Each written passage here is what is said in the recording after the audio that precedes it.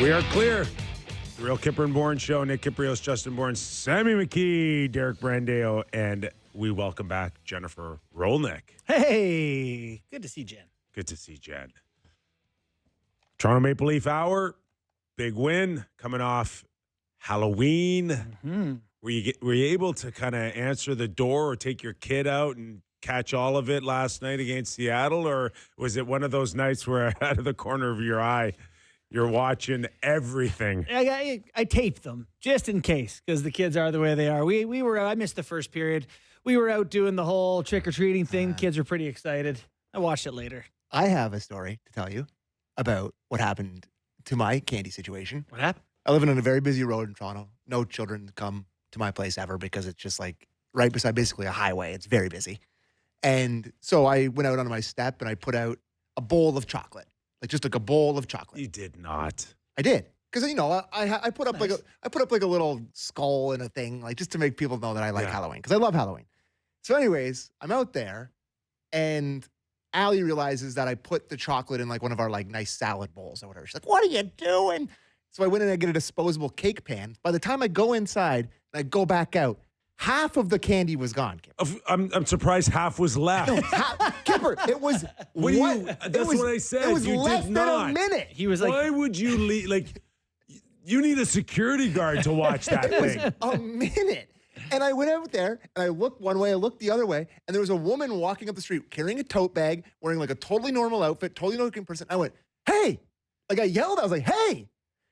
Didn't look, turn around. some businesswoman just wanted kept- 20 Kit Kats. And she got all my candy. They're all, and then there was like 5 left. There was 30. She honestly had to pick up the bowl and go like this into her tote bag. Listen, That's scummy, I- man. That's I really couldn't scummy. believe it. I gave out the candy, and if you do not delegate the candy distribution, those little mitts will They're grab locusts. in like it's like a Tonka truck, man. It'll close in, half the bowl will be gone. I'm like, hey, take it easy. There's more kids out here. Kip's disciplining children at the door. I've had too much chocolate already today. Barney brought some in. Already had a Reese, already had Smarties, my- Skittles, butterscotch. first- Full Snickers bar. Full. When did the full come out? I went to my wife. I'm like, I go to the store. I need $2 for one of these things. Why are we giving out full ones? She goes, it's for the big kids. The big kids. You guys have hit a new. When did this happen? The big kids now need big chocolate. Yeah. I don't know Seriously. about no, definitely not. Definitely not. I will say we went through, let's say, call it 200 pieces of chocolate. Really? Between 5 and 7:30, and then the teenagers come and they tripled that amount in the next. Or we just get cleaned out by the teens.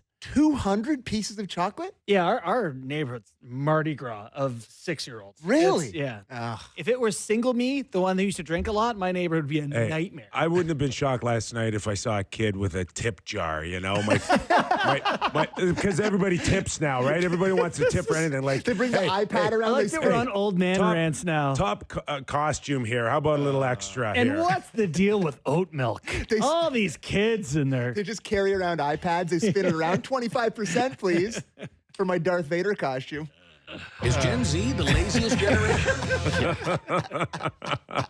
All right. Nylander wanted more ice time. Mm-hmm. No better way than to score a couple of goals and look back at your coach and say, hey, buddy, like, what else you need? Yeah, and his coach still said, no, I'm going to give you less ice time. He played less than his season average last night, despite that, and got yelled at by his coach. So, you know, Willie did his Willie thing. Pretty good. Of course. Overall, though, I mean, a solid win. Solid win. Yeah, good game. So we did the ups and downs on the Leafs. You know, was it last Monday? So maybe 10 days ago, 11 days ago, we thought they were very, very good. Had a tough Yes. week. Yeah. And then we weren't so sure. After a couple wins, Yeah. where are you on what the Toronto Maple Leafs are? No different than the last few years ago. Really good, solid, regular season team. Kevin that can Barker. win lots of games and get lots of points and be ready for the playoffs. Kevin Barker left here of Blair and Barker, and he Yeah. said he wanted to know last show of Blair and Barker for the year, and he said the Jays got the Leafs got a chance. Yeah, as he was and then leaving. you said yes. Uh-huh. And I you said, said, no, I didn't say no. I just said, Oh, you said no. I think he said not a chance, actually. I said, what are we talking about? That's right. You didn't what have are we the talking parameters. about? Will they win the Stanley Cup was kind of the question. And right now, I would say still for me, the lineup needs a lot of work. Yeah. As is, no, not good enough. And listen, I'm watching Seattle. I don't know what Seattle is. Like, is that a playoff team last night? I'm watching Chandler Stevenson get 4 seconds in the first period, like get eaten up alive off the face-off. It wasn't great. No, it was maybe the worst face-off I've ever seen. He didn't even touch Matthews or the puck. Go back and look at his feet on the play. Mm-hmm. There's 4 seconds to go. His feet are spread wider than I've ever seen in my life. Remember Paul Gostad from Nashville used to do that? And Austin's sitting there going, are you kidding me? I'm just going to push this puck by your left and you foot. can't move. And you can't move. You are in cement. That's and great. by the time he was able to kind of bring his feet back and up, the puck was in the net already. Mm-hmm. But good on Austin Matthews to sit there and go, buddy, they're paying you $6 million to line up a face-off looking like that. The Kraken now 5-5, the one of 2+ goal differential teams in the Pacific. I don't know if that's a playoff team. If that's a playoff team, that's looks like a wild card first round loss team to me. I don't think we got the cookie night that we thought, right? Because no Brandon Montour or Vince Dunn. I mean, those that are hurts them. two. That's their top 2 guys, probably, isn't it? Outside of Larson. Gosh, I mean, come on. There's 20 minutes Yeah. plus on both sides. But Seattle is a team that I'm not sure what they are. So, can you sit there and gauge now? Like they got some good things going, momentum going. Tavares, Pacioretty again, Willie going well. You believer? What do you think of that line? You think they're? That's not a line for me that I want to go in and try to beat the Florida Panthers with. Yeah. At the end of the day, and good on Pacioretty because he's giving that line what they need. He just about broke Jared McCann in two. A big, strong winger who hits hard, right? Yeah, I mean, hits hard and has an offensive sense. Can he do that all season and then do it in the playoffs? I don't know. I don't know either. Yeah, I have to I'm surprised by how hard he's playing and how much he's actually changed his game. Yeah, Because Berube asked this from him. This is clearly the role they wanted him to play. This is what they envisioned. He's a big guy, but I don't think he's ever played like this in his career, has he? I remember watching a lot of Max Pacioretty. I don't remember the physicality being such a huge part of his game. I think there's always a snippet there, here and there, but when you're scoring, and you can shoot the puck in the net. I think the focus was always on production, and then he comes in here and it's like, we need you to play a role player. It's crazy though. The Leafs really don't have the scoring depth they thought they did going into the year. It was like maybe Bobby McMahon, who scored 15 last year, will be all right. Maybe Nick Robertson will find it. Neither of those guys have gotten going. Max Pacioretty's 6th in points on the team now. Given he hasn't played very many games. They do need Bobby McMahon, and they need he might be Nick Robertson, and they need Holmberg to step up and be very good, if not great, support players. Yeah. McMahon may be the most mishandled player this year who hasn't got a chance to find his game, and they do need. Not that, it hasn't been dire or anything. They're using him, but I definitely thought this was the year he would get more opportunity to be a 20-goal guy. Next layer of scoring for them hasn't really materialized. Okay. Joseph Woll got to play. So I was just going to ask about Willie in the conversation that we had yesterday about how I was saying that is this the guy that you need to pick the fights with or whatever. And as I was watching that game and how hard I was watching him play in that game and how great I thought he was for long stretches of that game, he has the one turnover that Berube buries him for or whatever. I hate to admit this, Kipper, but for the first time, maybe you were right about something. But this guy needs I feel like he really does need the constant coaching.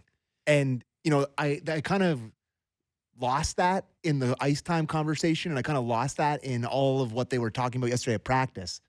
but it does feel. He does respond to getting a kick in the ass. That's what I mean. But Like, how often can you kick his ass is the question. I think that's what Berube is trying to figure out, and That's what I know about him. the sweet spot is with him.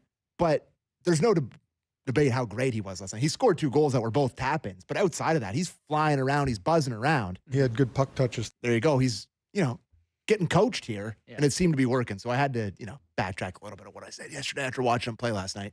Okay, let's get a Kipper's Clipper in on Craig Berube on his star winger. Well, Willie's played good hockey for us this year. I mean, I don't have a problem with his game. Ice time's ice time. I mean, I try to use my bench best I can. I think everybody's important. And so I try to, manage the bench that way. People have roles. I use them in those roles. And that's what it is. Willie played a good game tonight. The line was really good for us again. See, he can't emphasize enough the bench, the team, the bench. And I think it goes back to our previous conversations, JB, where it's team A, team B. He's trying to get rid of that. And the easiest way to get rid of that is by taking half your bench and including them a lot more. And then it would have to come at some sort of sacrifice. And early it's been Willie's minute here or there. Yeah. Willie's minutes or McMahon's or whoever. But yeah, and that's totally fine. I think, Sam, you make a good point. It's like, it's not the end of the world to see a guy take a little bit of coaching. They want their cookies too, right? They need their cookies. Yeah. But like, again, so what, I know, so what? But so what is that it disrupts the team. I've been on enough teams in an NHL room where if one or two of these guys start dragging their tongue in or their lip in the dressing room, it does have a negative effect. Yeah. It's just never been Willie. Last night he came back and we probably don't have it, but he was asked about it and they're like, how do these conversations go when you try to approach Chief? And he was like, it's fine. We have a conversation. It's like, well, he doesn't see what's going on here. He's just like, I don't know, trying to get it sorted. It's pretty clear. He made it pretty clear. If I got an issue with my ice time, I'm not going to my agent. I'm not crying to my dad. I'm going straight to the man that controls it. Which you love. Great. Yeah, you love that. Yeah. I got no problem with that at all. I think it's a big boy move. Yeah. Right? It is. And then clear it up and then move on. Yeah. No, they're going to be an interesting dynamic. We also have Berube on that second line as a whole. I'm with you that I don't know how sustainable it is. I'm a little skeptical, but boy, no denying they've been good so far. Let's get Berube on that the second line. Pacioretty's a physical player.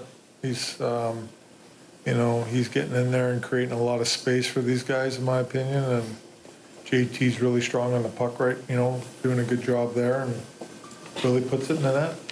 But it's a pretty solid line. Hate that if you're Nick Robertson. Just hearing that Pacioretty's creating room for a line that's having success. Like that's something you just cannot provide. Well, the play he makes on the boards to shield. Who was it that he shielded off on the boards? Is it McCann? Where the guy, he just puts his back into him, makes a play, they go in, they score the goal. It's just, that's literally just a guy being big. Yeah. And it's like, well, he can't, Robertson just doesn't have that advantage. It's not a moral failing. No, it's like you're not 6'2", 2, whatever. Yeah. And right now,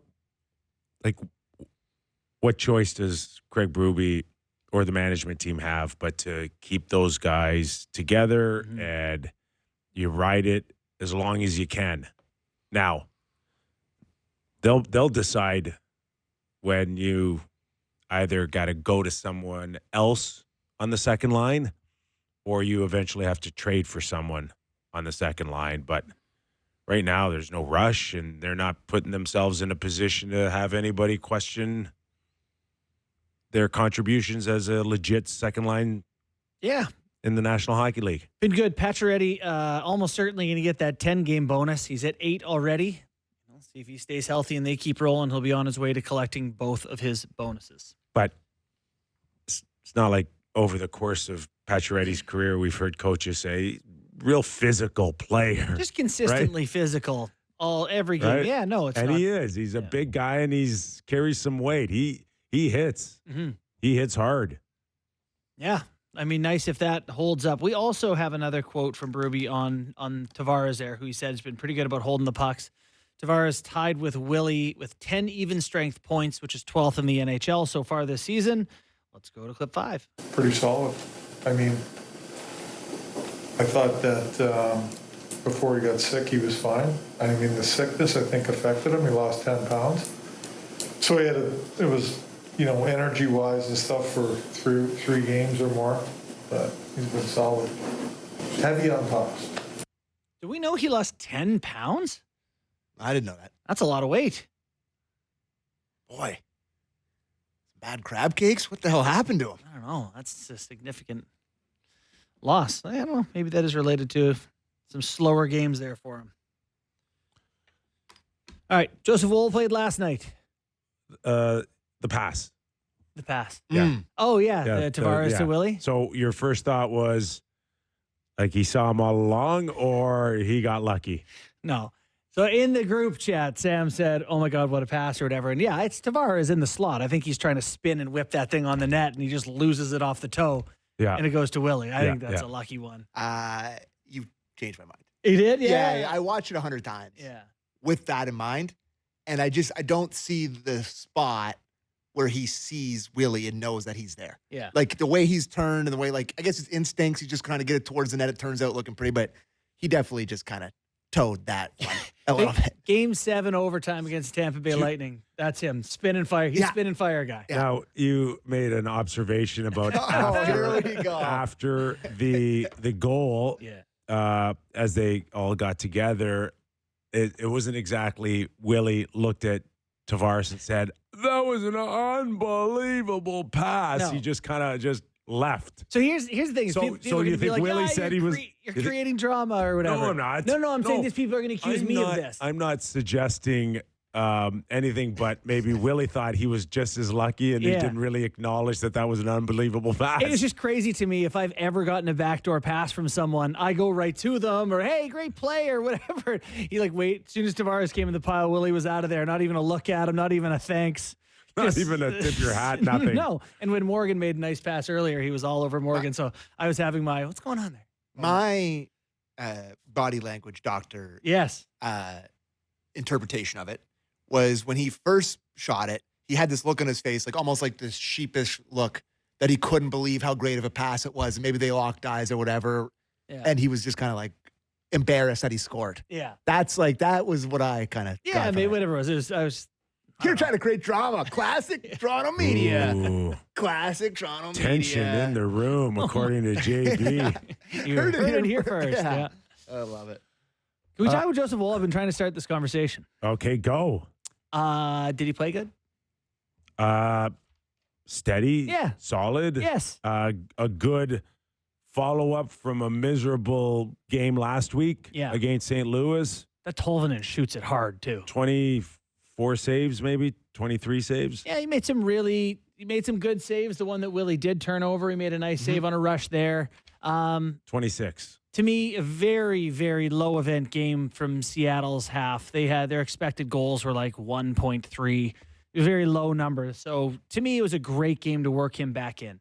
It was here is a very conservative offensive team. He looked fine. So now the question is, it's a good start, almost a shutout. If Pontus Holmberg would get in a shooting He almost lane. had a shutout against Boston in Game 6. Oh, Remember almost shutouts? Yeah. So what do you ask him? What do they do? Now what do they do? Going to hometown. St. Louis. All coming off a good game. You got to play Stolars, right? Well, I mean, it's a back-to-back, so they're both going to play on the weekend. That's true. Right? So that's true. I'd rather have Stolars against Minnesota, I think. Minnesota just being the better team. A little bigger, heavier. Yeah. Team coming off a back-to-back might not be sharp to start. My thinking is Wall Saturday night and Stolar Sunday night. Yeah, that works for me. You buying that? If they're both going to get one of the games anyway, I think that's easy to sell to Stolars. Say, hey, nothing personal here. Played well. It's St. Louis' hometown. I'm sure everyone's going to go thumbs up to that. So, yeah, that makes a lot of sense to me. But, looking at the way Wall looked last night and the way that Stolarz at start of the year, you can really convince yourself and squint that the Leafs goaltending situation is very, very good. Sure. Very good. You just have to worry about Wall's health, clearly. But, I thought Wall, the first game, was not very good and didn't look like himself. And I thought last night he looked much more like what he looked like halfway through that series against the Bruins. It does feel like it could create a potential Swayman-Ullmark feel last year. Wow. I'm not saying they're going to put up the same numbers or Definitely not Swayman this year. right. No, not Boy. Swayman this year. Not anything about Boston this year, but less about can they match the numbers or the skill level or whatever, but just the dynamic of feeling like you got two capable guys. And I don't know what the split ends up being, 55-45, 57-43, but it really seems now that if they snowball Wool, that this is going to be a 1-1A and you rotate, you go back and forth. Yeah, These two tendies. This is just as much as one game in, one game out feel as any that we've ever seen with the Leafs in the last 10 years. Brendan Shanahan's. I guess no need to ride the hot hand. Just keep kind of giving them games. I don't know. That's the sense that I'm getting. That like we invested over $11 million in Joseph Woll, not so he could play once every 8 days or 10 days. Well, let's listen to Craig Berube on Woll's game last night, and then this question. Yeah. This wasn't about he got asked by somebody, I don't know, I couldn't pick up the voice, about sort of like the mentality with him and like having him be with the injury stuff and like his history. And Berube, I would say, bristled. Let's listen to the clip, okay? This is what he said on Woll. I mean, I think he probably approaches this season like he does any season. I mean, get ready for the season in the summer. I wasn't here before, so I have no clue. I mean, this guy's dialed in. Like, watching him daily is very professional, very on top of what he needs to do to be ready to play. And, so I'm having a hard time answering that question, to be honest with you. So they hate this narrative around him. I mean, but it's a real one, and I guess he just what's he supposed to say? For sure. Yeah. But I'm sure there's a united front whenever the Leafs people speaks to the media, which is, Berube to the media every day like that. But I'm sure the united front is to let's not keep talking about the injury stuff. Because every question of Wall is how are you feeling coming back from injury, mindset, injury? It's they probably don't love that this is the biggest conversation around the goalie they just signed for $11 million for 3 years. But the best way to kind of is to prove calm that narrative down is just put him in there, play him. Let's start people talking about how good he looks. And for them, I'm sure they'd like to see that too, right? Just keep tossing them over the boards. Do we have Joseph Woll? Yeah, we got a couple on him starting in St. Louis. Do you want to start with the coach or with him? Let's do the one on playing in St. Louis, clip 1. That'd be pretty cool. To get to play at, play St. Louis at home would be pretty special. So I'm looking forward to it. So I'm looking forward to it. Was that a Freudian slip? Yeah, I think he thinks he's playing. I think he thinks he's playing. Which is good. He gave an interesting answer too because somebody asked him about feeling the pressure with Stolarz starting the way he was when he was hurt, and he gave a good answer on that too. So clip 2, please, Derek. You can focus on that, and I think it's a bit of a wasted attention. And I think regardless of what situation you're in, you're always going to feel a little pressure, and that's what makes playing here pretty fun. And I was just really happy to see him do as well as he did. It's a team sport at the end of the day, and we're looking to win, and he did a great job of that. That's saying the right things. Perfect. Yeah. And he plays the piano. Can I ask? Love this guy. Leafs PR, whoever sets up where they have their scrums, move it, because there is a malfunctioning fan at Scotiabank Arena that's just clicking above every media availability. Buddy. You play that clip again, all you hear to me, like, I guess maybe I shouldn't have brought it up because no one would ever think of that, but all I hear is this malfunctioning fan above it. They've seen this show enough to know they're like, let's just ruin these clips. Let's make this a misery. Bring in the fan. Yeah, bring it in. Leave it to a producer to hear that. Yeah, That's all I hear. exactly. That's all I hear. Anyways. Doesn't seem like that. It's right now, I think, not that they're worried about anything, but it should be the least of their worries right now on someone getting hurt again or feeling like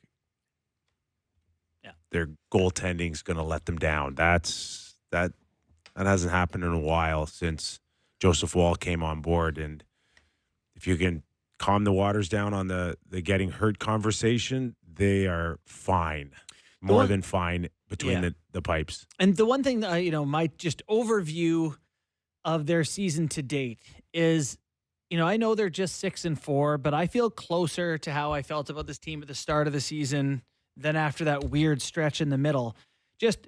I don't remember them running away with games last year as often as they have this year. Like, they ran it up 3 goals on the Devils. They ran it up 3 on the Penguins. They ran it up 3 on the Kings, on the Lightning, on the Jets. They were up on the Jets, on Seattle. They've only played 11 games. That's at least 6 games I named there where they're, have a 3-goal lead at some point. It just feels like when it's going well for this group, they're a good group. And maybe part of that of feeling good about that is that Austin has not gotten hot yet. Yeah, he's right? 4th on the team in points and has 5 goals. And he scored a terrific bank I shot. will say, like, you've played long enough to know, like, spin affects how you bank the puck off the boards. If you're a righty or a lefty, it's going to – so for him, a lefty, it's going to spin up ice. Like, that's a pretty I would imagine shot. that he's tried that a few times. I would think so. He's on the ice every single day. He's probably. For those type of guys like him and Ovechkin, like Gretzky over the years, like you're like a kid at Christmas running down the stairs on empty nets. They pulled the goalie at 5 minutes left, and it was like, whoa, watch the Leafs here. This is like piranhas. They turned into the 97 Red Wings when that goalie went out. They're hitting people, and the play Matthews makes at the blue line, he hammers somebody down, wins a body. Willie's F3, scraping the ceiling, looking for a 1T. Like the Cookie Monsters. It's a very real thing. It is a real thing. He is not. He's not getting the puck luck like the second line is getting right now, and he's not spinning into. Yeah, like the goals Willie got last night. Like Matthews hasn't had anything like that. No. Not yet, anyways. No. But you got to think, like, it's only a matter of time before he goes on this streak. Yeah, he'll have a 4-game stretch where he has like 8 goals or something. That'll happen. So, blue line okay for you last night. Morgan's getting better, finding ways to jump into the offense, which is nice.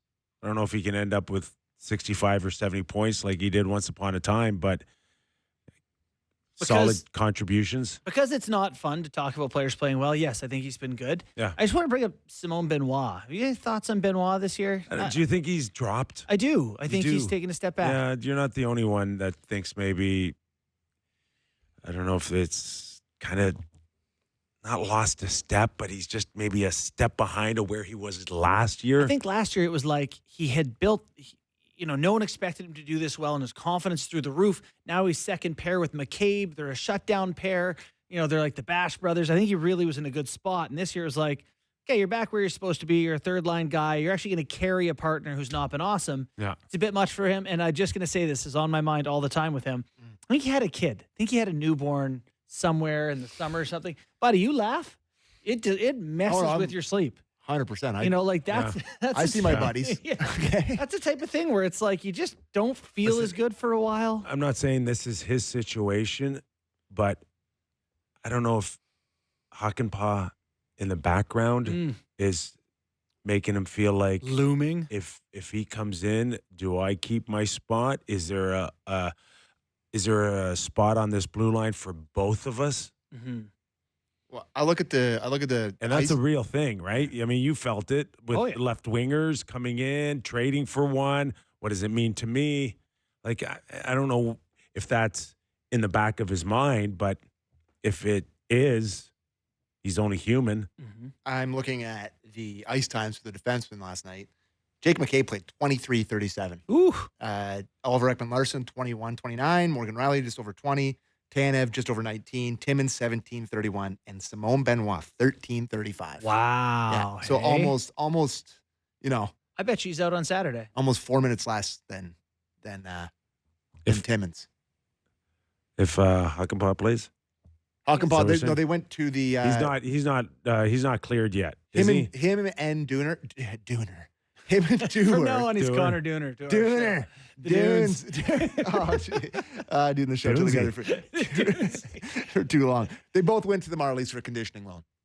All right, you can play a couple So- AHL games. I think I So saw after the weekend, then they'll get through the weekend. the maximum time of this for this kind of loan is 6 days or 3 games. Yeah. Oh, And they Marlies are in Cleveland on Saturday, and then they don't play again until November 9th.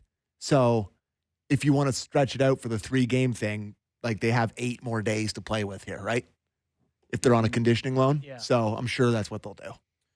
seems likely. Yeah. Try to figure it out. People get hurt, right? And all of a Oh, yeah. sudden their problems solve themselves. Yep. All right, take a quick break. Yeah, let's hit a break. We'll hit a break when we return. Sportsnet.ca's Luke Fox will join us. And then at the top of the hour, we bring back Off the Rails Friday with Doug MacLean. That guy's been shut down. We've had a muzzle on him. I can only imagine where he's going to take us. Should be fun. Should be fun. Been a while. Stick around. More Real Kipper when we return. Let's welcome in Luke Fox, Leafs and NHL writer for Sportsnet.ca. Did you make it home in time to go out and get some candy after the game, Luke? Nick, you're starting with a bit of a sore point. So this was the first Halloween that my son did not go trick-or-treating. Is he too high old? school. He hit high school and he had a hockey game. So I have no pillowcase to raid today. I'm looking for peanut M&Ms. They're nowhere to be found. I'm at a loss right now. Is that a very specific reference? Hey, Did he see me at the break? I'll meet you. No, that's just my favorite. We're going to go raid JB's house after got the a desk show. full. Meet you there. How was the atmosphere, Halloween atmosphere at Scotiabank Arena last night? It was okay. It was okay. You know what? It was a very business-like performance. There wasn't a ton going on in that game. It was just, I think the Leafs, brought a B game, which is just fine. Kraken, pretty depleted team, missing Montour and Vince Dunn, and even when they're at full strength, there's not a lot of game breakers on that side. The Leafs played a pretty structured game. Their stars showed up and put a few in the net, and it was a pretty cruisy victory. It wasn't as electric as you might think. I was in Boston on the Saturday before Halloween, and that was a little bit more lively, a little more, few more costumes in the crowd. Is that not the exact game where you have elite talented players and you just get 2 points? Like that's how you end up as a 100-point team. Like just there's a few games a year in the schedule where it's just like we just have a couple guys they don't have. Yep, absolutely. I 100% agree, Justin. And you know what? I think that's the kind of game Craig Berube's fine with. Mm-hmm. After the game, he wasn't raving about how well they played. He said there was actually a couple things on the tape that he wanted to go over with them. Joseph Woll was solid, but he didn't need to be spectacular. Their power play still doesn't click, but it doesn't really matter because they put a few in 5-on-5. And I actually think we're going to see quite a few of these games, more of these games under Berube than under Sheldon, because I think that's the kind of game he's fine with. Mm-hmm. Kind of a little bit more low event, a little safer. And then you get the 2 points over a team that you should beat and you move on. A couple of wins for the Toronto Maple Leafs, Luke, on the backs of Tavares, Nylander, and Pacioretty. And, not to take anything away from them, but is there a concern for you at all that next stage or that next layer to the Toronto Maple Leafs still needs to come in the form of a McMahon, a Holmberg, a Robertson. Somebody needs to kind of step up a little bit, because we do know on occasion that, the old pros can still do it, but what's left in terms of where the Leafs need to go outside of the guys that have done it in the past and are still trying to do it in the present? Yeah, I think at some point they're going to have to get a third line going, right? It's like, okay, when Max Domi is the second line, when he's with Nylander, they're just fine. But Tavares isn't going. So you move Nylander back with Tavares, Pacioretty comes back in, and then they get going because Nylander's the engine, kind of gives that group some speed. They put a few in Winnipeg. And again, last night, and then Domi's line is kind of invisible because there's not much there when you got Holmberg and Robertson and McMahon. Like, there's just not enough juice there. I think it's fine as is to get through the regular season, get into the playoffs, all that.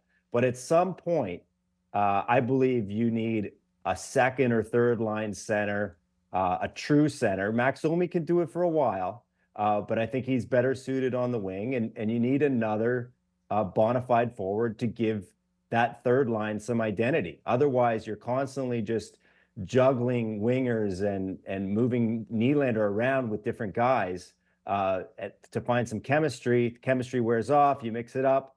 But ultimately, I agree. I don't know if there's enough depth there to win 4 rounds in the playoffs. It's fine for now, though. It's funny, I was watching their new power play units last night, and it looked pretty good. Power play 2 looked really good.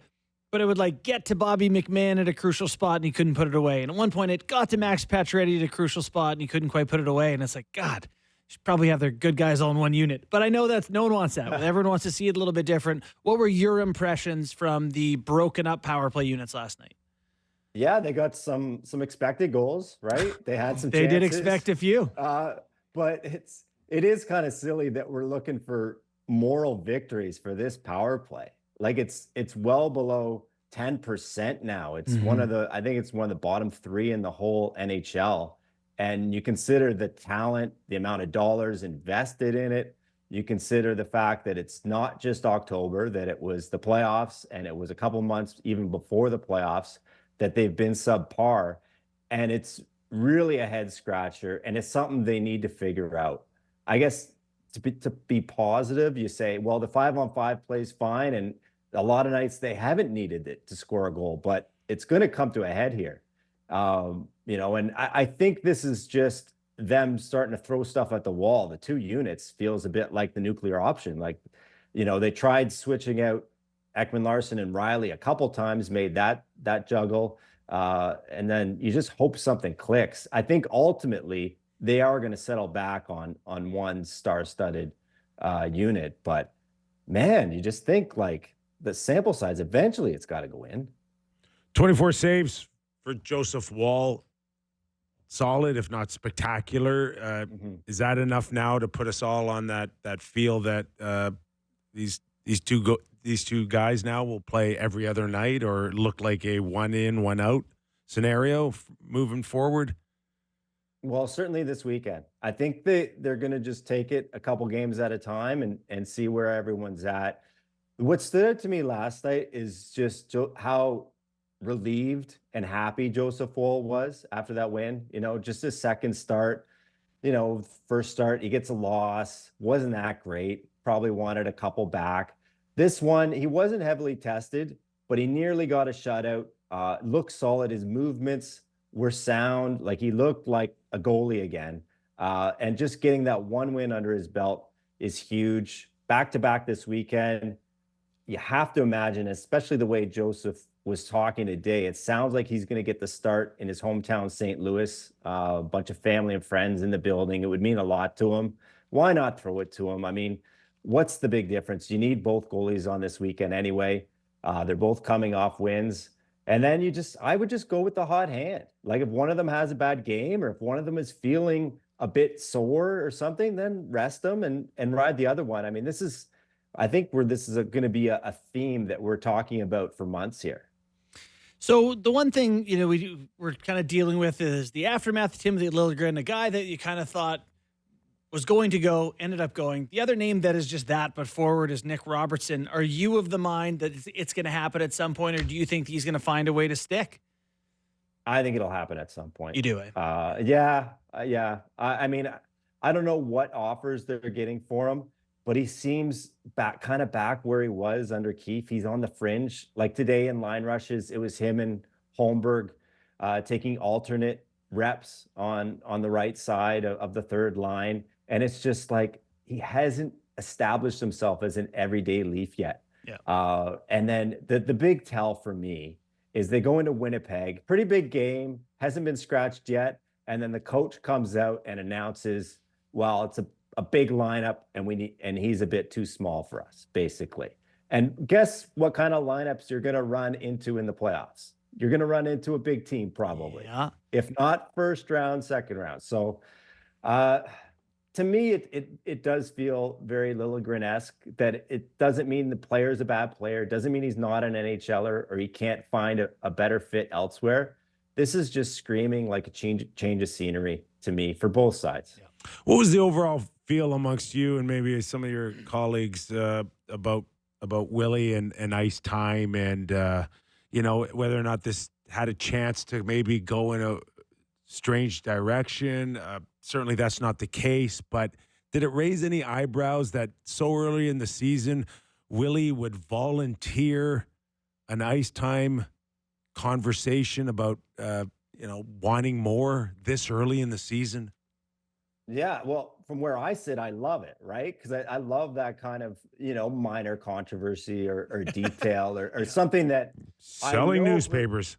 Yeah, well, I know Berube would like that stuff kept behind closed doors, right? He's old school. He's like, what happens in the room or what happens in my office or my discussions with a player, I want that kept quiet. Those people on the outside, they don't need to know it. But I love that Willie kind of doesn't care. He's like, answered questions truthfully. Yeah, I kind of wish I was killing penalties again. Yeah, I'd like my ice time to be closer to 20 minutes the way it was last year. And I've seen these guys after games grab the game sheet and start looking at it. Like, you're telling me he's not looking at his ice time, comparing it to some of the other guys on the team and saying, hey, well, I lead the team in goals. I lead the team in points. My plus minus is pretty good. You bump me off the second power play. Why am I playing 2 minutes less than some of these other guys? So he's a confident guy. He can butt heads a little bit with the coach. But on the flip side, one of Berube's main things coming in here is to try and bridge the gap and make the bottom six. We're talking about the bottom six, get those guys more involved. Well, the ice time has to come from somewhere. And right now it's not coming from Matthews or Marner. Willie and John are kind of the ones taking a little bit of a hit here. They might have to sacrifice a little bit for the greater good of the team. It's funny, like Willie having been here this long, he almost knows how to wield the market as a weapon. Like by taking that out of behind the closed doors or whatever, it's like he's, sent the media at Berube to answer these questions and make it public. Yeah, Is that to dramatic? be honest, I don't know if that much foresight went into it. No, it didn't. I think he's just like, I got asked Whatever. the question and yeah, I'd like a little more ice time. I've kind of been talking to him about it. It is kind of interesting though, like Sheldon Keefe and Nylander had quite an interesting relationship, right? Like I think they knew how to push each other's buttons. Sheldon would figured out ways to get the best out of him, knew that there'd be dips. And now it's like Berube and Nylander are kind of learning each other and we're watching it play out in real time. And it's unbelievable how often those two are talking after a morning skate. Like really? More one-on-one conversations between the coach and Nylander than any other player. It's almost every morning skate. It's often at practice. And, I think that, they share the common goal. They both have a strong desire to win, but I think they have different philosophies on how they see the game. One is very north-south. Willie has the ability to play some incredible east-west hockey. Like his edges are phenomenal. The other guys on the team wish they had his wheels. So, we're going to see it play out. I don't think it's contentious, but I do think that they see the game of hockey differently. Ooh, it'll be fun. These two? Oh, yeah. Yeah, All no, season long? Yeah. For sure.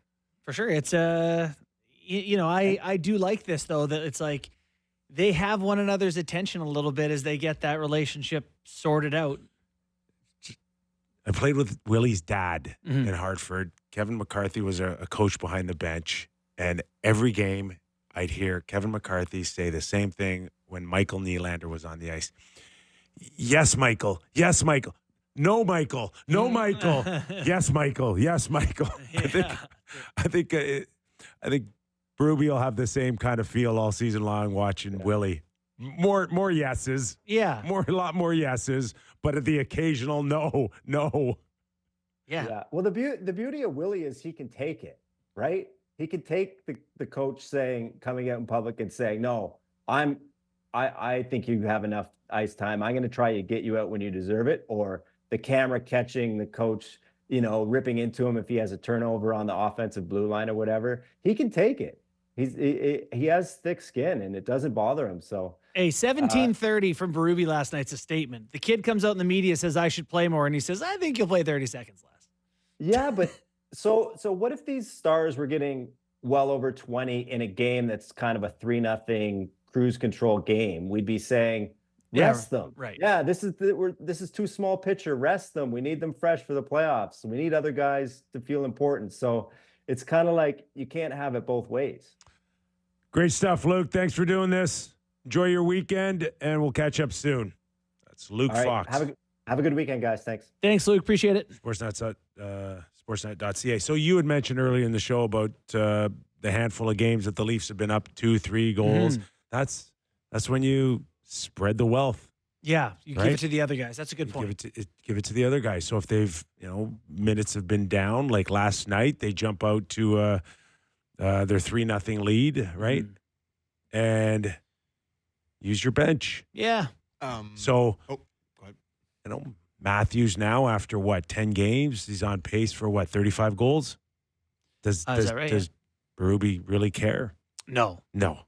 not at all. Now, would Austin care? Sure. Yes. Yeah. Yeah. Just the Leafs power play is now second last in the league. Wild. I mean, but you watched last night. It was pretty good. The worst in the league is the Buffalo Sabres, who are worse than the Leafs amount. 6.9% for the Sabres. Are the Oilers still really far down there? The Oilers have heated up to a 13.3%. Okay. But the Leafs are 8.8. Tough to do. Like the tough to Sabres do. are 2% worse? How? If you would have told Oh my me, God. if you would have told me the last 3-4 years in the playoffs, the power play would consistently stink in the playoffs, I would have told you you're nuts.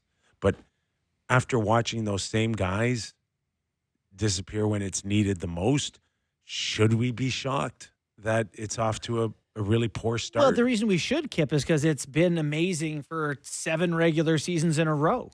Yeah. No guarantees.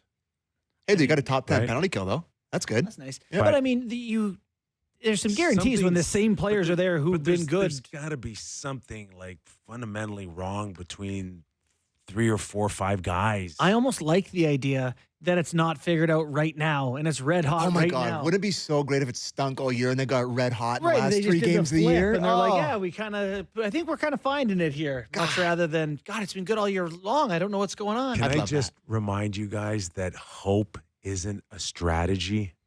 No, I love that take. It's very true. But I mean, You know what? They should actually put that on the, the play like a champion today. That should be as you walk out of the Leafs dressing room. isn't a strategy. Hope isn't a strategy. All right. Because that's all I've had my whole life when it comes to watching the Leafs. what's the plan? I guess I'll just hope really hard. Okay. We're just warming up here on the Real Kyper and Bourne Show. We're going to take a quick break. We'll welcome in Doug MacLean. Oh, boy. He's in Florida, and he's itching to talk. Also, in the second hour, we will be taking texts. Right. 590-590. Give us a message. Tell us how you feel about Sammy and JB. Leave me out of it. That and more when we return after the break. Real Kyper and Bourne. We're back. We are national. It's the national hour. The Real Kyper and Bourne show. We are live on Sportsnet 650 in Vancouver and Sportsnet 960 in Calgary. This hour, Real Kyper and Bourne, brought to you by Bet365. As promised, we are going live to Florida. Already? Where he's fresh off his over 65 aquatics class. Let's welcome in Doug MacLean. He can't be controlled. We don't need to control him. We need to unleash him. What Mac, just happened? listen, we've missed you. Oh, no, we can't hear him. Hold on, Mac. Hold on, Mac. We're good. You're on mute. Is that better? Hey, there he is. So I discovered something in Europe that I thought would help me with this show. It's called pocket coffee. And what it is, it's chocolates. It's chocolates. And when you put it in your mouth, the inside of it squirts out espresso to you. So it livens me up. So I thought I would try to see if we could get some life into this show. Because I know I've been a bit of a deadbeat recently, so I'm just trying to spruce it up, and I'm working on my studio here because I'm getting so many damn requests to do shows. Yes. That I'm trying to upgrade my studio as well, So in between a trip to Europe and the travel from PEI to Florida, you've been able to watch any hockey at all? Are you caught up? Are you into it, or are we going to have to carry you for the next 20 minutes? I'm so caught up, it's scary. Like I watched quite a few games this week. I actually watched the Leafs last night, and as much as it bothered me, I didn't go out to dinner. I said, no, I'm going to stay home and watch the game so I can really be on top of it. And the one thing I discovered about your Leafs is they took the 100-pound C off Tavares's chest, and they put the 100-pound C on Matthews' chest. So now Tavares can skate, and Matthews looks slow because he's got the 100-pound C on him. See, so I'm concerned about that. Is this just a typical coach that wants production all the time? It looks like they're winning now. Who cares who gets the credit now? You know what? I kind of liked their lineup last night. I got to tell you, the Tavares line was a real good line, and I know they had a previous strong game against Winnipeg, but I really liked the way they played last night. I like the way Nyes played last night. He's so big and strong, and they're talking about him a linebacker. I just would like him to be a touch meaner. And I know it's really hard to make guys mean when they're not really mean. But, I liked his game last night. I was a little hard on him last night. Or not last night, but last year. So, you know what? I liked the look of their team last night. I thought they played pretty solid. Seattle is a disaster. I'm sorry. I can hardly watch them play. I mean, I don't get it. I mean, I'm with you, Doug. I was with an expansion team, and I know how tough it is. But I watched Vegas play the other night, and I'm telling you, they're tough to play against. They are hard to play against. They're playing playoff hockey right now. And so, it was a poor test for me with respect to the Leafs, but I did like the way he's got his line structured, the first and second line anyway. Doug, last Leafs one, we'll kind of move it around Canada, but, I heard Kip say there that, who cares who gets the credit? But he's being sarcastic because he thinks they actually care. And Stars care. Stars care. Of course they do care. But my question is, you dealt with stars in the NHL, and my impression as a hockey player my whole life was that it was about the team. And how do you manage that? I understand you have to keep these guys happy, but at what point is it fair to say to them, the egos don't matter, we're trying to win as a team? That's true. But I was in the league for 24 years, and I must have missed that comment because I didn't see it anywhere. I mean, I was in Detroit with a star-studded team in Yzerman and Fedorov and Lidstrom and on and on and on. And for a guy like Stevie Y, when he wasn't the guy, he wasn't a happy camper. He was not a happy camper. He wanted to be the guy, no matter how good Fedorov was, no matter if Fedorov got a Hart Trophy or whatever he got. he wanted to be the guy. And, so I don't buy it. I think, the stars want to be stars and expect to be treated as stars. Berube's got his hands full here with this group because they remind, you know what they are? They're the Forrest Gump of hockey. They're like a box of chocolates. You don't know what you're going to get from game to game. So they're the Forrest Gump box of chocolates for me. And we'll see if that changes as the season goes on. So we heard from Willie, Zibanejad. When you have that star player that comes out and mentions something in the media about ice time, and Willie was clear and very clear, like it's nothing new. It's not like it was a surprise. He's had those conversations in the past with Berube, so everything's on the up and up. But that's a hard thing for a coach to still manage, is to draw that fine line of when do you want to show the player respect, but you don't want to show him too much respect. Is that fair to say? Now, first of all, what's on the up and up? That he goes to the media and whines about his ice time? Well, no. That he went to the coach first. He went to the coach first.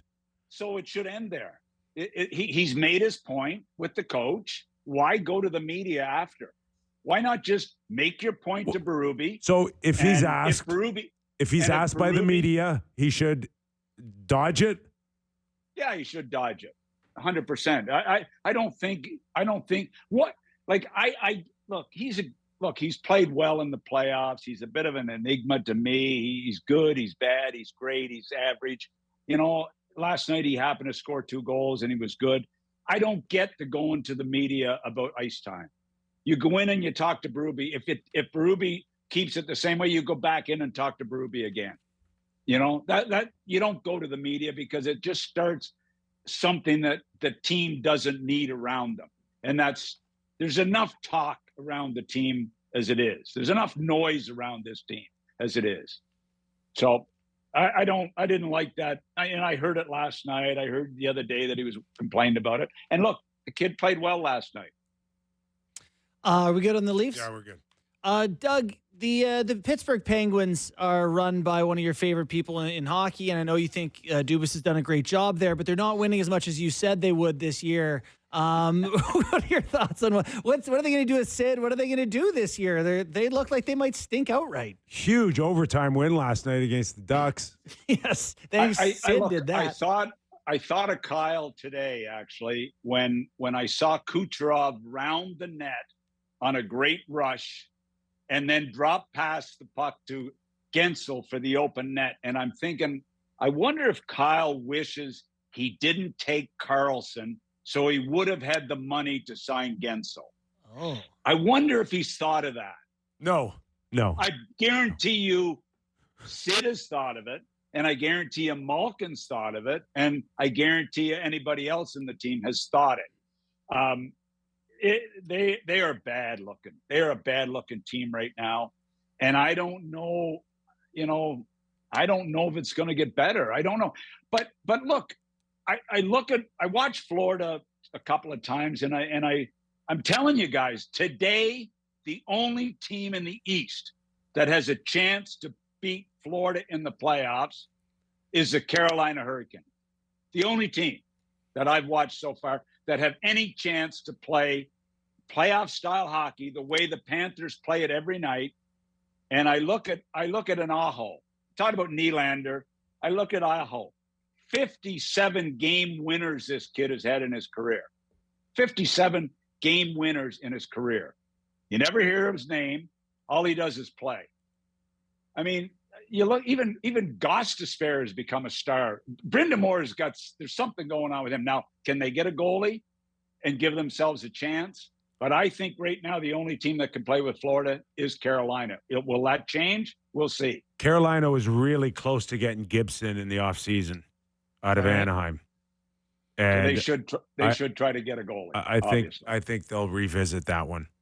Yeah. And look, Neshkash, is it Neshkash? Is that how you pronounce his name? Natchez. Natchez. I mean, how good is this kid? Mm-hmm. I mean, now I understand why everybody wanted him in the offseason. But but everybody that comes into that mix, there's something Brind'Amour's doing right there. I know he hasn't had success getting to the finals. I get that, but look, he's done a hell of a job there, and there's a buy-in culture there. There's a good vibe around that team. They know they have to have success in the playoffs, like the Leafs. But right now, they're the only team, to me. I watched the Rangers the other night. They were embarrassing. If they think they're going to win a Stanley Cup with that group, other than Shesterkin, they've got issues with that group as far as I'm concerned. I know I'm a little biased because of Gerard Gallant, but that group, I watched them play Washington the other night. It was like a AAA midget team playing a Pee Wee team. It was embarrassing how that game turned out and how they played. All right, let's push it out west here, and we'll certainly get into. West is too late for me. Hey, not your opinion. I know that. Maybe to watch a game, but your opinion works around the clock in each region. Mac, before we get into Draisaitl and the magic that he had last night against Nashville, just the thought of Vancouver Canucks and the continuation of a struggling Pettersson. This guy, I know on a number of occasions in our show, you had talked to him as if he could be a Datsuk type of player for the Vancouver Canucks, like we saw over the years in Detroit. And he is. He's like Datsuk is in the KHL right now. He's very comparable. What has happened? Seriously, here? it's. I don't know what's gone wrong with this kid.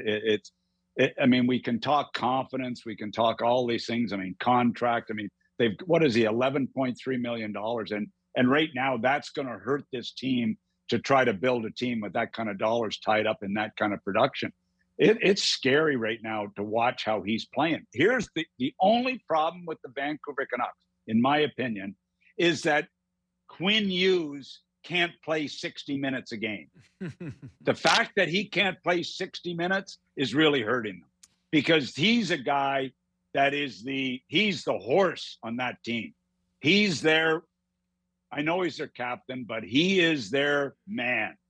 And I can't believe that Pettersson wouldn't take a look at Hughes, how he plays the game and how he competes and how he wants to get better and how he wants to win.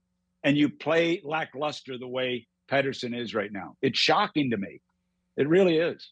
Yeah, that's an anomaly. Good on Vancouver. If I want to ask about the Oilers, slow start again. Now without Connor McDavid, do you think this is like last season, Doug, where they just kind of get off to a rocky start and they're going to get it figured out at some point here? Or are you more concerned about this team? Oh, just let me say before I move on, did you see Vasily Podkolzin punch a guy's head off yesterday? Yeah. Didn't know he could do that. Anyway, go ahead, Doug. So, look, their defense isn't good enough, okay? So Broberg has gone to St. Louis and is playing very well. I don't know if he's a first-round pick. Was he a first-round pick? Yeah. Yes, he was. Kesselring is playing with Sergachev as their first pair in Arizona and playing great. Mm-hmm. Lavoie, former first-round pick. All three of them have gone. And they've replaced them with Sketcher and whoever else. Travis Dermott. They're not good enough on the back end. Simply not good enough. Skinner is lost. He was so good last year in the finals and throughout the playoffs at times. I look back at that St. Louis offer sheet, and to lose the kids they lost, Holloway and the defenseman, it's hurt. It's really hurt their team. And again, it comes back to the same thing. How do you fill out a roster, and how do you build around it when right now you've got so much money tied up at the top of your lineup? It's the magic formula for NHL GMs and the guys that master it. And I don't know who can master it. It's so tough. But they're not good enough on the back end, in my opinion. Simple as that. Well, that very well could be the case and could be problematic for them. Do you think that they need to make a trade here? Like I saw Draisaitl do Draisaitl things last night, basically put the team on his back like he did the year he won the Hart Trophy without McDavid. But can it come internally, or do they need to make moves? Well, it might start if Hyman gets one goal. Yeah, he got one last night. He got one, did he? Yeah, he got one last night. He's great. Yeah, he's on. So, they need his 57 more. Look, is it a hangover? Yeah, it's a bit of a hangover. The McDavid injury is tough. Like I'm telling you, if that's a high ankle, and I don't have to tell you guys about high ankle sprains, they can ruin a guy's season. If in fact that is a high ankle, I hear it's 2 to 3 weeks. I remember in Nash in training camp, he had the high ankle sprain. It ruined our season, guys. It ruined our season. That wasn't what ruined my career, but it certainly didn't help it. But you know what? It's a tough injury, so it's going to be interesting to see chemistry on a team, and having a good enough back end and the right type of players. You got to check those boxes off. And they rave about the summer they had. I don't like what they did on their back end. Before we get to Ottawa, just your thoughts about Winnipeg being that team that no matter what, no one's really going to take them seriously yet. But should we be? Well, look, Kyle Connor. What about Kyle Connor? Mm-hmm. Who would you take, seriously. Gensel or Kyle Connor right now? Oh, Connor. Well, as I've told you guys before, Chevy went into that draft desperately wanting Kraus. He wanted Kraus so bad. He desperately tried to move up to get Kraus out of Peterborough. Tried, couldn't get it done. And at 17 in that draft, he hadn't settled for Kyle Connor. 17, that's what Timothy Liljegren did. went. Okay. Yeah, he's lucky. So, you know what? I don't know. I don't think they're at the top of their lineup. I love the Lowry line. I love their one. I don't think they're deep enough up front to keep it going the way they're going. Hellebuck is Hellebuck in the regular season. He's going to be an MVP type guy, but he's got to prove it in the playoffs. I thought for sure they were going to beat Colorado last year with the way he had performed in the regular season. And to me, he was out goaltended by Colorado. Whoever played for Colorado, I don't even know who his name was. But I mean, look, I can't take them serious yet. I hope they have a good season. I really like Chevy. I like their group there, but I think they're tough. And I look at Vegas, guys.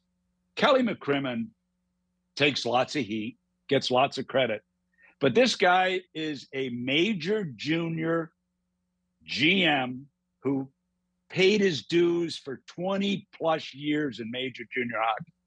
And the way he's got it going in Vegas with his plug and play style, he brings somebody in, plugs them in the lineup. All of a sudden they get the job done. Eichel goes in there with a reputation of an ego guy. I'm talking to people in Vegas this week. He goes in, he plants his ego. All of a sudden, he's one of the best leaders on the team, and is this guy playing great hockey? And they're tough. They're tough to play against every shift, that team. He just grew up, Mac. He just grew up. Plants his ego. That's interesting. You can do that. And you know what? Stone there and the group of guys, the Theodores and the guys around there, they're a pretty quality group. And I'll tell you what, you watch this team play, they don't have many off nights. And Kelly deserves credit for it. George, and you know what? I've been a little hard on them at times over, Leonard and a few things, but I'll tell you what, full marks to them. And then I watched Nashville, and I'm thinking they've lost their identity. The Nashville Predators. They got Marchessault in there now. They got Steven Stamkos in there. They after and Saros, the goalie, is overpaid. I mean, he's got the heavy contract on his shoulders. And Yossi, after Yossi in the back end, there's not much there. O'Reilly's on his last legs at times. They don't look very good at all to me. So it's funny how things change. Did Trotz mess with whatever chemistry he had to end last season with? Well, I look at the group and I can't get excited about them. And the way they're playing, they're up, down, in, around, but I just can't get excited about the whole group. That team has had an identity since they came in the league as one of the hardest working teams in the league, even when they were an expansion team. And right now they don't have that same identity. They're missing something there. Well, it's almost like he realized that this team has not had stars. They were the Tommy Novak and Colton Sissons led, Nashville Predators. I don't blame them for trying to add to it. You're just talking about teams we're believers in. I know we don't have you for much longer. I want to get your thoughts on Ottawa, who's looking pretty good, above 500, 5 wins in their first 10 games for the first time since 2016, I believe. Stützle's running into people. What do you think about this year's Senators? Are we almost playoff ready there? You know, it's really good when Garriock's on and that big head of his is just a chuckle. It's just chuckling nonstop, you know. He cannot, he can't see his face because his cheeks and his teeth covered his whole face. I need to know if you're friends with him or if we're just being mean. Yeah, we're great Best friends. But you know what? I watched their game the other night. I really liked the way they played. I mean, they trounced. Who was it they trounced? St. Louis. I mean, they dominated that game. Stützle, is that how you pronounce it? Stützle? Definitely not. No, That works. It works for playing you. with Tkachuk. When he plays with Tkachuk, he's got a chance to be a real player. Giroux drops down to the second line with Batherson and Norris. All of a sudden, it's a real good-looking line, and Giroux looks like he's been reinvigorated. Jensen comes in a deal with Washington and changes Shabbat. Shabbat actually looks like he cares a little bit about defense and about playing in his own end, and Jensen has got to be part of that. And Ullmark, you know, Forsberg gave them a great stretch there, a few good games. Ullmark, even against St. Louis, where they dominated St. Louis, Ullmark made 4 or 5 big saves before that game got out of hand. So, you know, they've improved their team. And I'll tell you what, Columbus looked good. Ottawa looked good. Lindy's got Buffalo playing a little better. Detroit, not so good. It's going to be a dogfight to make the playoffs. It's going to be a dogfight.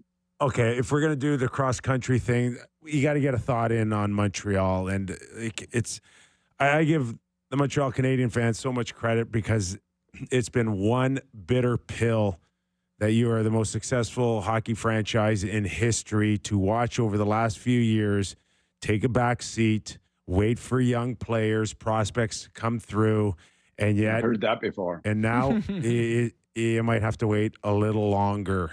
It doesn't matter if you win the Hockey News Prospect Edition. It doesn't matter if you win that. Did you win it, Doug? I have. Oh yeah, we were in the top 3 5 years in a row. I mean, look it up. But one tip, and I happen to like Marty St. Louis, and I know he was a superstar in the game and came from Vermont, and you know the whole. What is he doing running up and down the stairs? No, doing an interview with McKenzie. Don't go what there. What does he do during his team's morning, during the skate? What is he? Where does that come from? I've never spoken to him about this. I don't know. Like you're on your own with this one. I did this yesterday or the day before. Oh, you did? I did. Oh. I did. I guess if I'm going to be a regular, I guess I have to get more scoops Pay on attention. what you talk about. Pay attention. Did you have the same take on it that I did? I didn't like it. Yeah. See, we used to go into Detroit, and Jacques Demers was coaching Detroit. I was with St. Louis. We'd go into Detroit, and Jacques could hardly skate. He really struggled on the skates when he was on the ice. He didn't move around very much. And we'd go in, and he'd be doing boardies, going side to side, trying to get in shape, skating side to side, doing, you know how you go boards to board. Yes. Jacques was doing that with his coaches, and I'm thinking, do the players see that he can't even really skate and he has to use a snowplow stop? Don't show those things to the players, you know? Anyway, Matt, what was he thinking about? Was it okay? Forget about the stairs. Just in terms of I can't think about it. What I can't forget about it. What Marty St. Louis is going through right now, and the fact that looking back in hindsight, is it too big of an ask to ask a guy who is coaching his kids to step in and, like even though you're Marty St. Louis, one of the best players in modern history, was it too big of an ask by the Montreal Canadiens for this guy to come in?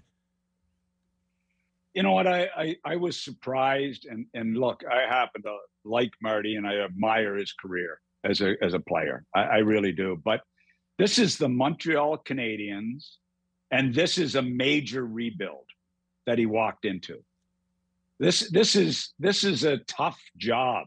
This is not an easy job in one of the toughest markets in the NHL, and he's asked to do that with a rookie GM,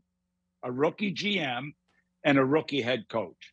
and a team full of youngsters they've got a great depth chart. They're going to be at the top of the hockey news list for the next 2 or 3 years too. But they got to win some games, and they're getting throttled. I mean, what was it, 8-1 the other night at home? Close enough. It's a tough spot, right? Because like, who would coach this team to a higher level of success? Maybe a few more goals. I don't know, like who would do better with it. But if you're Marty St. Louis and you're offered the job, you have to say yes because it's the Montreal Canadiens. And how often does that come up? It's a tough spot. Hey, listen, I'm not blaming Marty for taking the job. Right. It's the NHL, and there's not many offers floating out there. But a rookie GM brings in a rookie head coach. Mm-hmm. And Gorton's there, who's an experienced senior vice president, whatever that means. And I mean, all of a sudden, that's a lot to ask for Marty. And they've got some good young players. I get that, but it may run. Time may run out. Marty may not get the time to get this job done if it doesn't turn around a little bit. Okay, last one for me, and then we got to let you go. This afternoon, Florida beats Dallas 6-4 on the backs of Michkov and Sam Reinhart. But is there a chance that over in Finland we are looking at a potential Stanley Cup final? I think you're pretty close. I mean, Dallas are a real good team. You love their back end. You love their goaltending. You love their character up front, skill up front. But I'm caught off guard how hard Florida's played, guys. They look good again. And when you have a Tkachuk, if you have Tkachuk, the way this guy competes, no wonder the guys play hard around him. I'm telling you, I watched him the other night run over a goaltender, come around, they score the goal. I mean, this guy will do anything to win. And one of the problems with the other Tkachuk in Ottawa is he celebrated the Stanley Cup win maybe too much this summer. He should have maybe backed off the celebrating and spent a little more time because he's going to get his chance, but he probably burned himself out a little bit celebrating with his brother. I know I would have. Right? Oh, gosh. One more. Are you as happy as our Sammy McKee that the Boston Bruins stink? Well, I was happy today when I saw Gerard Gallant's name maybe in the running for the coaching job. So I mentioned, I did an article yesterday for the Toronto Star. I mentioned Joel Quenneville's name. It will surface. There's no question in my mind. It's just a matter of what team would potentially look at him fastest. And right now, I don't know if there's another team besides the Boston Bruins. I'd love to go into the owners' meeting with the owner, Jeremy Jacobs, and tell him we'd like to stroke a check for Joel for $6 million. I'd like to be in that meeting. I don't think Joel's in a position to ask for $6 million. Yeah, I hope not. You know what? I don't want to see, Montgomery. It's a tough start, but I'll tell you what, boys. They are not a very good team. I know the Swayman thing affected them, but you look, if they don't have Pasternak in their lineup, they don't even come close on any given night. Pasternak is the one thing that's holding that group together. And they're simply not that good right now. Mac, great start. Good stuff, Mac. To our season. Welcome back. What's up? The pocket coffee really, I didn't use it today, but I'm going to save it, Is this because we don't pay him enough? He's got to do in-hit commercials? What do you mean enough? Not enough All right. out there. Listen, you and Jill have fun at bingo tonight, okay? Thanks for having me, guys. Pocket coffees will get you through. Hey, draft day. I know that people are going to see this. It's out it's coming out in paperback. I just want you to know that. Listen, I'm so happy you told me. It's out in paperback. You wrote a book? Me and Mike Keenan and Brian Burke. Nice.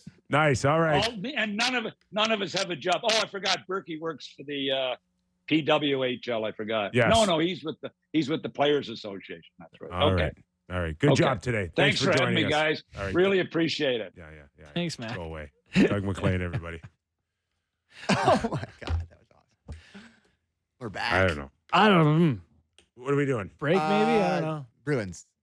They got worked. Can I read you the top 3 scores for the Bruins? Pasternak, 10 points in 11 games. Second, Mark Kastelik, 7 points in 11 games. Third, Cole Koepke with 7 points in 11 games. Eesh. 1, 2, 3. Where's Charlie Coyle on that list? Well, it's not good.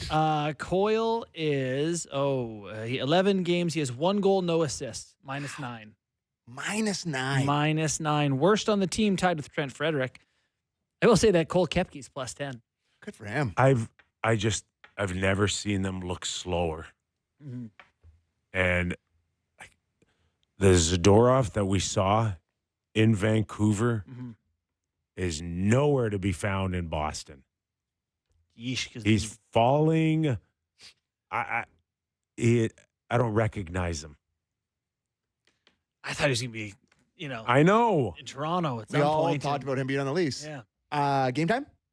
Game time. All right, it's game time, presented by Bet365. Visit the app for latest odds and find out why it's never ordinary at Bet365. It's 19 plus, Ontario only. Please play responsibly. Now, I was just looking at the futures because we haven't done this in a while. That's the worst anyone's ever spelled favorites. What did I did it wrong? Don't worry about it. Oh my God, I butchered it. That's a mess. I butchered it, boys. I just looked at it here on my computer. It's not good. It's not good. What is that? Anyway, Where's it? Where's no, you guys don't. Hanging I on the listen. bottom right. I FAVORITR. Listen, I know how to spell favorites. I just obviously made a little bit of a boo-boo there. Okay? Thank you, guys. Appreciate that. Anyways, the favorites. Who do you think the favorite is to win the cup right Favorite trees. now? The favorite trees. Who do you think the favorite tree is to win the cup right now? You know what? According to Bet365. I'd say Dallas. Correct. Wow. 9-1. Not Florida? Nope. You know who is second? Edmonton. Yes. Oh, Actually, I lied. No, I'm looking at this wrong. Edmonton is 8-1. The Stars are 9-1. So Edmonton is still the favorite. Whoa. They're not letting you get any. I don't often say value. this on the show. Do not place that bet. They're not letting you get any value. Even if you like them, there's no value there. They're not letting you get that value. The Panthers are 9-1. The Devils are 12-1. And yeah, that's where you go down. The Devils are getting faster. And they just got back Pesci on the back end and someone else pretty decent too. Couple of D-men came back. And I wanted to get the playoff, the list of the playoff odds, but my phone is malfunctioning. So that was game time. Presented by Bet365. Visit the app for latest odds and find out why it's ever ordinary at Bet365. Must be 19 plus. Ontario only. Please play. The only time we've done a game time to tell people not to bet on the Oilers and then just moved on. Sorry, it's not happening. Bet365's on the phone right now saying we want our money back off that segment. Give us a make good. That was a really sucky segment by Sammy. He can't even get the right chart up. I've been doing this every day for 2 years. Nailing it. Yeah. And then it's like, I'll give you a pass. Listen, you guys are like, I'm like Willie with Berube. I go out there, I shoot 3 in the net, and you guys are like, you can't spell. You suck at this. You guys are idiots. Buddy, you just said you like coaching. Maybe I don't. All right, let's take a break. We need one really bad right now. We do. When we return, we'll get into some news and notes and your text messages. Get them in now. Now. Get them in, and we'll talk about Torts in Philadelphia. He's got a new whipping boy. He does. We'll tell you who it is after the break. Real Kyper and Bourne. Don't go away. Final block on the Real Kyper and Bourne shows. We conclude this week. This hour of Real Kyper and Bourne is brought to you by Bet365 as we get into a few news and notes around the National Hockey League, including the Philadelphia Flyers, who found their superstar phenom and the hottest thing since Eric Lindros, or so I read somewhere. And now Did you? He's benched. Michkov. Yeah. Yeah, it's an interesting clip from Tortorella and something that I have been thinking about quite a bit. So why don't we go ahead? It's a Sheldon Keefe-esque clip. It's a minute long. So Yeah. it's not Berube, so it's a little longer. So we'll listen to the clip. Then we On the can decision to bench Michkov. He's a 19-year-old kid playing in the best league in the world. And I think he's beginning to see what the National Hockey League is, as far as the speed, as far as time and space, all the things that come with it. there are going to be some major struggles with him 5-on-5. We expect that. Where I'm going to have to teach, and in that teaching moment, I'm not going to tell you what it's all about, but if we keep on seeing the same mistake and he just totally is not concentrating on a certain part of the game, that's when, and I've been very honest with him about that, he's going to miss some ice. He's going to watch the game. It's not me screaming at him. It's telling him this is how it works. And if I think other guys are going and you're struggling in certain situations and it's repetitive, you're going to have to sit and watch for a little bit. And that's all that was. He's had some struggles. Again, he doesn't play 4 games in 6 nights over there. He doesn't play against competition like he plays here. So there are going to be some major struggles within his 5-on-5 game. This comes on the same day, I think he was named Rookie of the Month for the NHL. So interesting, right? Getting his points, but his coach has other thoughts. Yeah. It's so predictable, to be honest with you. It's a dumb league. You know, it's just, like I mentioned just prior to that clip, is that I don't know where I read it, to be honest with you. But it was like this guy's come in and like rejuvenated the whole organization, and some writers never seen it since Eric Lindros, and I'm like, it's not even close, first of all. No. But if this guy in the first month kind of got a little full of himself, reading, how great he is and how he may save this organization, and he's leading the team in scoring after, or at the top with, their big boys, and he's playing first power play, and he's playing 18 and a half, 19 minutes. It's the Connor Bedard thing that I went back to. Mm-hmm. It's like, and now all of a sudden he thinks he's the greatest thing since sliced bread, and he's starting to do things 5-on-5 that Torts doesn't like, and it's like, sit your ass down. It's like, well, no kidding, right? No kidding. Yeah, I wrote an article that'll, I think I'll put it out on Monday, just called "The NHL is a Developmental League" at this point, where a third of the league probably is not really trying to win the cup. There's so many players now, 32 teams, that I think where teams used to keep guys in the American League or somewhere else before, the Red Wings used to say they'd let guys get overripe before they'd bring them up. Not anymore. You can't afford it. Can't afford it. There's the salary cap issues where you have to have some cheap guys. There's too many players in the league. And you got to sell tickets. For sure. There's 707 players started this year on NHL rosters, and over 1,000 will play in the league. So some guys are not ready for the league yet, but you have to have guys on your team. And maybe Michkov's not the perfect example of this, but guys now learn in the NHL rather than come to the NHL when they're ready. There are guys who have to develop while playing in the league. Coaches like Tortorella do that coaching and do it with their whole chest. Not everyone is as willing to be hard on guys like that, but I think it's good for a guy like Michkov. Ultimately, you hope it will be. Sometimes guys, it takes long to get it, and sometimes they don't get it at all. But I think he's going to be a totally maturity thing, right? What do they say about that cranial thing in the front there that doesn't get developed till like 24, 25? You ever heard of that? They're still baking. I know what you're talking about. Couldn't tell you what it's called. This is not the show that's going to do the science on that, but no, it's not. But something. Look how I spelled your frontal lobe. Things are not fully formed. There's something upstairs that doesn't kind of hit its peak till your mid-20s, and you just hope that he'll figure it out. But sometimes we're just, we do this to ourselves. And Philly's desperate, guys. That used to be a powerhouse franchise for the National Hockey League. And, we've had guests on before, right? Bundy. Mm-hmm. Oh, yeah. Tarian. Yep. Like, we need the Flyers back. Yeah. And this guy's a big step to getting there, but you can't ask him to do it overnight. Playing 19 minutes. No, it's hard. Couturier's 6 points in 11 games. Konechny's leading the team, but beyond that, real thin, man. It's they need some bodies. All right, Tex. Text time. Pretty simple one here. Will the Boston Bruins make the playoffs? They're currently 4-6, 4-6-1, and last in the Atlantic Division. 4-6-1 is not insurmountable, but the Atlantic's very good. Like, it's hard to see them getting first, second, or third from Florida, Tampa Bay, and Toronto at this point. Is it not? I would have said yes before the Carolina loss last night. That one spooked me a little bit on Halloween that they could lose that badly. Mm-hmm.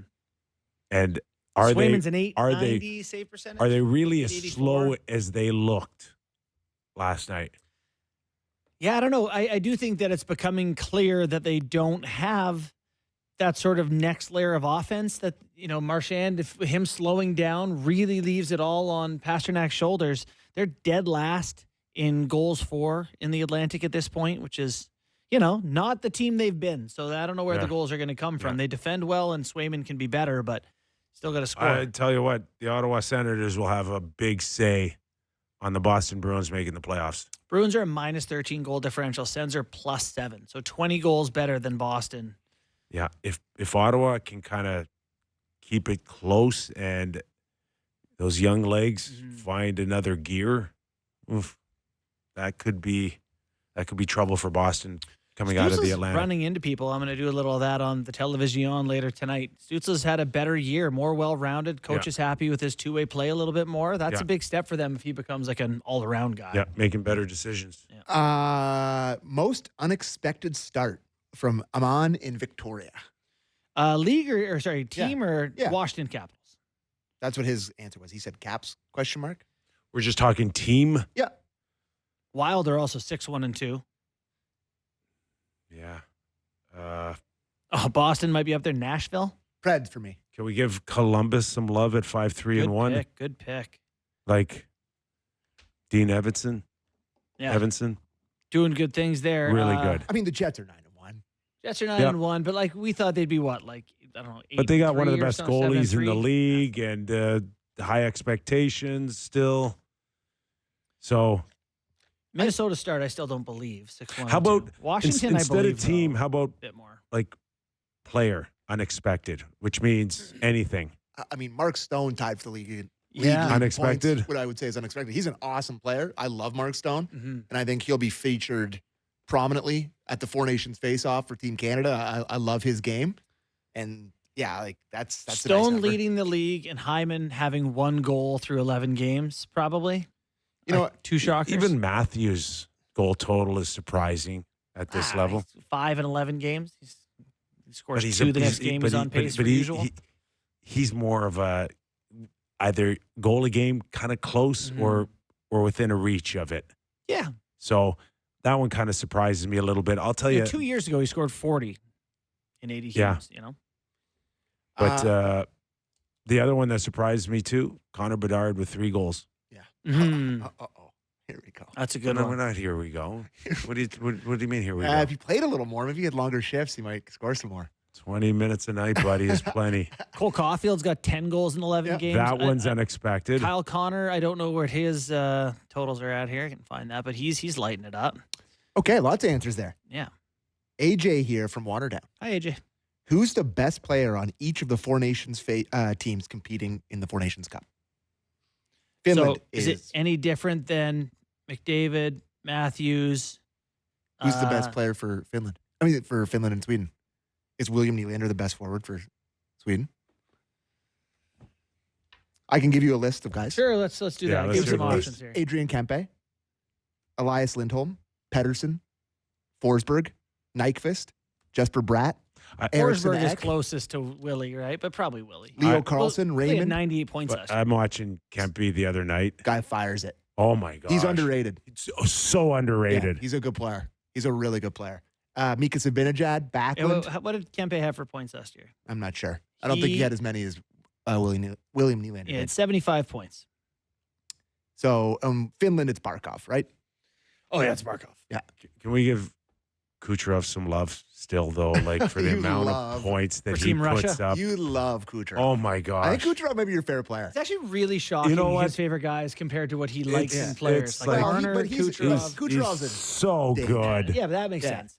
The numbers he puts up are ridiculous still. Yeah. And The play he made the other night, the one that he with Gensel, like where he goes all the way down the no look behind the back pass. I on the can tape. I can forgive him for, crapping all over the NHL All-Star Weekend. Him, Kucherov, more than any other player in the NHL, looks like the kid who's come back from college and plays drop-in with his buddies. Yeah. And he's just messing with them. Yeah.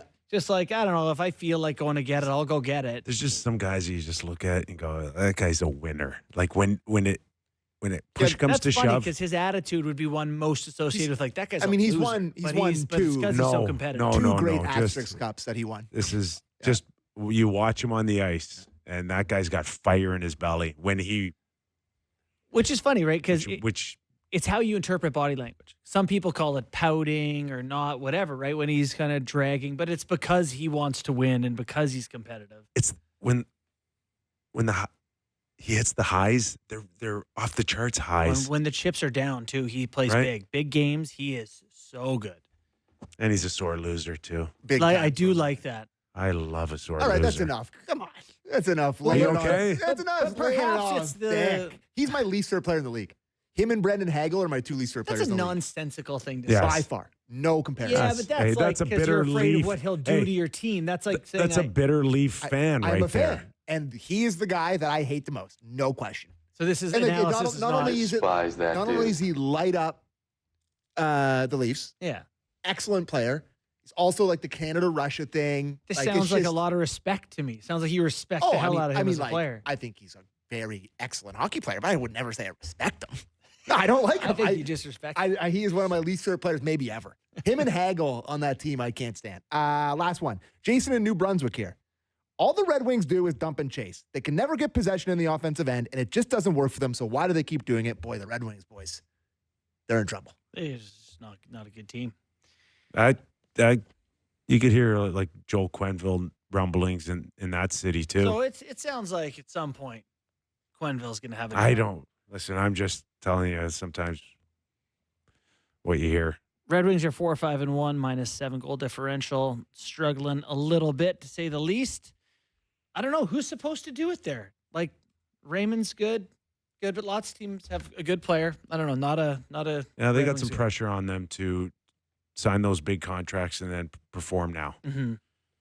And the one thing though I can tell you is that Ville Husso was a big miss Mhm. for Stevie Y. Huge miss.